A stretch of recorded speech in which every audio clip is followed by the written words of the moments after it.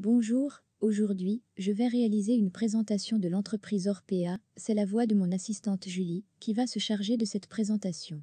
Il s'agit d'une entreprise dans le secteur des établissements de soins, elle est basée en France.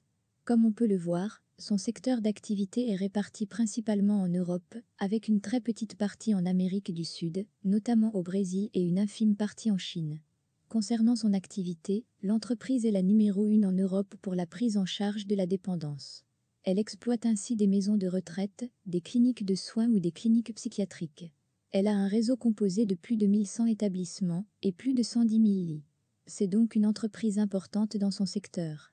Son cours le plus bas sur un an a été de 31 €, alors que le cours le plus haut a été de 116 €.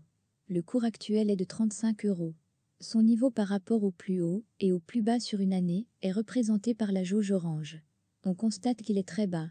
L'évolution de son cours de bourse depuis 2011 est représentée par la courbe noire. Les barres en rouge représentent la variation du cours entre le 1er janvier de chaque année. Pour Orpea, cette variation était intéressante jusqu'en 2020 avant deux baisses successives et l'écroulement du cours de bourse récemment. Pour ceux qui ne comprendraient pas cette chute, elle est due à la parution d'un livre mettant en cause les pratiques plus que douteuses dans la gestion des établissements de soins au niveau du personnel et des patients notamment. Vous trouverez de nombreuses informations à ce sujet sur un moteur de recherche. Cela fait également suite à une enquête préliminaire pour fraude fiscale lancée en 2021 et qui avait déjà fait baisser le cours de bourse. C'est donc important de comprendre ce contexte. Passons maintenant à la comparaison entre l'action et un indice. Ici, je compare la performance sur 20 ans entre Orpea et l'indice CAC 40. Pour Orpea, la performance est de plus 350%, quand l'indice fait plus 64%. L'action surperforme l'indice malgré sa chute récente. Nous arrivons maintenant sur mon modèle fait maison. Comme je le rappelle à chaque fois, il ne s'agit pas d'une formule magique, mais simplement d'un ensemble d'indicateurs pour essayer de donner une vue d'ensemble sur les fondamentaux de l'action. Le modèle est perfectible et dépend aussi du type d'action étudiée. J'en profite également pour rappeler qu'il ne s'agit ni d'un conseil d'achat ou de vente, mais simplement d'une vidéo éducative. Vous devez réaliser votre propre analyse avant chaque achat ou vente. La note globale de l'entreprise est de 12,75 sur 17 points possibles. Commençons par le premier point, c'est le prix de l'action. La note est bonne, avec 5 sur 5. Cela signifie que le cours de l'action est peut-être trop bas vis-à-vis de ses fondamentaux. Il peut donc s'agir d'une opportunité d'achat. Au niveau de la rentabilité, elle est moyenne. Pour la dette, la situation est mauvaise. L'entreprise est très endettée. Je pense qu'il s'agit d'une stratégie de cette dernière qui utilise les taux bas pour emprunter et utiliser l'effet de levier bien connu dans le secteur de l'immobilier. Car il ne faut pas oublier que son secteur est proche d'une foncière. Elle utilise le même principe. Un fort endettement pour se développer. Concernant le dividende, le rendement est intéressant suite à sa forte baisse au niveau du cours de bourse. Pour le paiement du dividende, pas d'inquiétude à avoir de ce côté-là non plus. Pour la performance, elle est bonne. Mais attention, elle est faussée.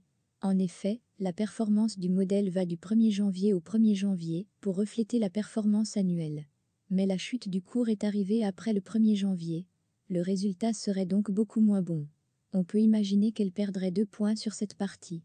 Si on prend les données de manière brute, le cours a augmenté de 245% en 10 ans. Au niveau du dividende versé, il a augmenté de 80% en 10 ans. Si on cumule l'évolution du cours de bourse ainsi que les dividendes perçus, la performance réelle est de 275%. Une belle performance qui s'arrête au 1er janvier de cette année. À voir si le cours va remonter pour le 1er janvier 2023. Enfin, pour l'évolution, cette dernière est plutôt bonne, avec un chiffre d'affaires qui évolue et un bénéfice net par action également en hausse. Il faudra surveiller dans les prochains résultats les retombées de la tempête médiatique. Au niveau de la tendance sur le court terme, voici 3 vues, à 15 jours, 3 mois et 6 mois. Après une baisse du cours, ce dernier semble se stabiliser sur les derniers jours. Bien entendu, rien ne permet de dire s'il va continuer à augmenter ou repartir à la baisse. Mais sur les graphiques, on constate que la chute a été très importante. Au niveau de l'évolution de l'entreprise, j'ai repris 3 éléments classiques, le chiffre d'affaires, le bénéfice par action et le levier financier. En bleu, on retrouve les données publiées par l'entreprise et en rouge, les prévisions des analystes pour les années suivantes. Pour le chiffre d'affaires, ce dernier devrait continuer de progresser, il est en croissance, ce qui est intéressant. Pour le bénéfice par action, la situation est la même, il devrait continuer de progresser. Concernant le levier financier, ce dernier est très élevé, je trouve que c'est potentiellement dangereux, car pour rappel, on considère souvent qu'il doit être inférieur à 2. Il devrait baisser dans les prochaines années si tout se passe comme prévu. Maintenant, abordons le versement des dividendes de l'entreprise. Pour cela, je vous propose 3 graphiques.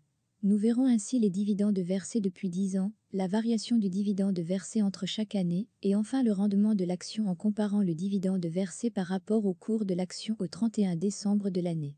Comme on le remarque, le dividende a connu une hausse chaque année, jusqu'à la crise sanitaire de 2020, où il a été coupé. Je le dis à chaque fois, c'est un mauvais signal envoyé par l'entreprise dans le cas d'une crise. De plus, il a été versé en 2021 en reprenant seulement le niveau de 2016. Pour le rendement, ce dernier est en général plutôt stable autour de 1 à 2%, c'est logique, car le cours de l'action a augmenté et le dividende aussi sur plusieurs années. Mais en réalité, cette donnée est valable pour le 1er janvier de cette année. Suite à la chute du cours de bourse, le rendement dépasse actuellement 3%. Enfin, passons à la tendance, pour cela, je vous présente 3 graphiques. Nous verrons ainsi la tendance du cours de bourse à 5 ans, 10 ans et 20 ans. Pour rappel, le trait rouge correspond à la tendance plus 2 écarts types, l'orange à plus 1 écart type, le bleu à moins 1 écart type et le vert à moins 2 écarts types. En théorie, un cours va osciller autour de la tendance. S'il s'en écarte, il devrait à un moment retourner vers cette dernière. Pour simplifier, si le cours dépasse la tendance, on peut penser qu'il est trop élevé et qu'il redescendra. S'il est sous la tendance, on peut penser que le cours est trop bas et qu'il reviendra vers sa tendance. Lorsqu'on arrive à 2 écarts types, cela peut représenter une importante surévaluation ou au contraire, une importante sous-évaluation. Mais attention, l'étude de la tendance n'est pas une formule magique non plus, elle peut être perturbée par une évolution rapide du cours ou une forte volatilité. Dans tous les cas, il faut toujours la coupler aux fondamentaux de l'entreprise. Comme on peut le voir, le cours de l'action a plongé, peu importe la durée de la tendance. On est à moins 2 écarts types à 20 ans, c'est le signe qu'il peut s'agir d'une opportunité. À 10 ans et 5 ans, on est même passé en dessous. Car il faut se rappeler que le cours de l'action a connu une belle hausse depuis son introduction en bourse en 2002 avant sa chute cette année. En conclusion, quel est mon avis sur l'entreprise Orpea ? Pour commencer, je le rappelle, il ne s'agit ni d'un conseil d'achat, ni d'un conseil de vente, uniquement d'une vidéo éducative et d'un avis personnel. Déjà, il s'agit d'une entreprise volatile. En réalité, c'est surtout vrai depuis 2018. Auparavant, le cours était plutôt en croissance. Actuellement, le prix de l'action est à un niveau très intéressant, que ce soit dans les fondamentaux ou dans la courbe de tendance, ce dernier semble très sous-estimé. Ceci étant dû à la récente chute du cours qui a vu fondre la croissance obtenue depuis l'introduction en bourse en 2002. Même si on a vu que la performance est encore bonne, avec plus 350% en 20 ans. Un investisseur ayant placé 1 000 € en 2011 sur l'entreprise aurait vu ce dernier atteindre 2 835 € le 1er janvier de cette année avec les dividendes cumulés. Attention, depuis le 1er janvier, ce montant aurait fondu pour revenir à un niveau proche de son investissement initial, mais en restant toutefois supérieur. Personnellement, et cela reste un avis uniquement personnel, je trouve que cela semble être un moment intéressant pour acquérir l'action.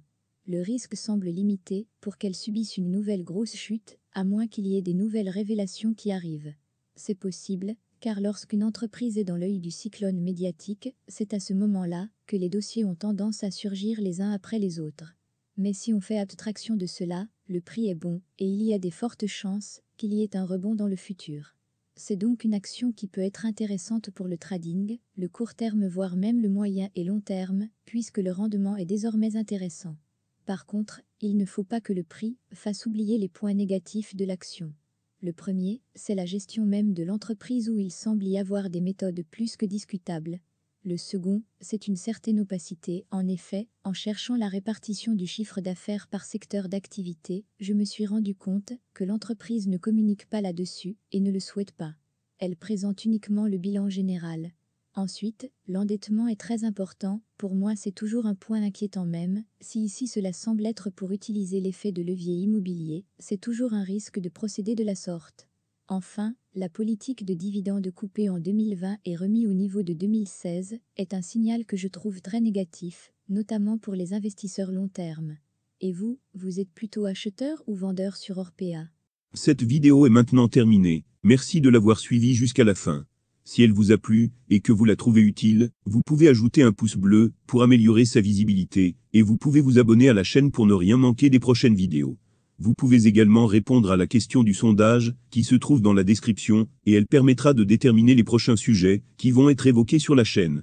Merci et à bientôt.